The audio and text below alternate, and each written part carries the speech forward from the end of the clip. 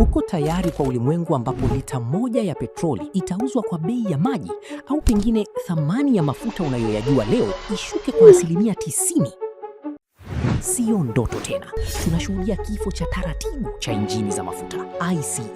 Kuanzia mvua za El Nino zisizotabirika hadi joto kali linalounguza dunia, viongozi wa dunia wameamua muda wa mafuta umekwisha. Karibu KTS Tech. Leo tunachambua siri nzito nyuma ya mabadiliko ya teknolojia na siku ambayo petroli na dizeli zitakuwa historia. Historia haidanganyi.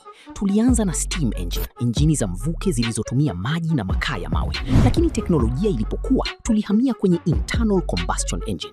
Kwa zaidi ya karne moja, petroli, dizeli na gesi vimetawala barabara zetu.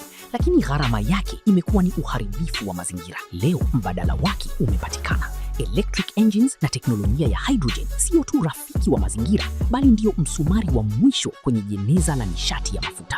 Katika mkutano mkuu wa kihistoria wa COP28, UN Climate Change Conference, uliofanyika Dubai, viongozi wa mataifa makubwa walifikia makubaliano ambayo hayajawahi kutokea. Maazimio ni mazito: kuachana kabisa na mafuta ya taa, dizeli, petroli na makaa ya mawe ifikapo mwaka 2050. Hii ina maana gani kwako? Uhitaji wa mafuta utakaposhuka, bei itaporomoka kwa kasi ya ajabu. Thamani ya nishati hii itapotea kwa asilimia 90, huku magari ya umeme yakichukua nafasi kila kona ya dunia. Je, gari lako la sasa litakuwa na thamani gani miaka 10 ijayo?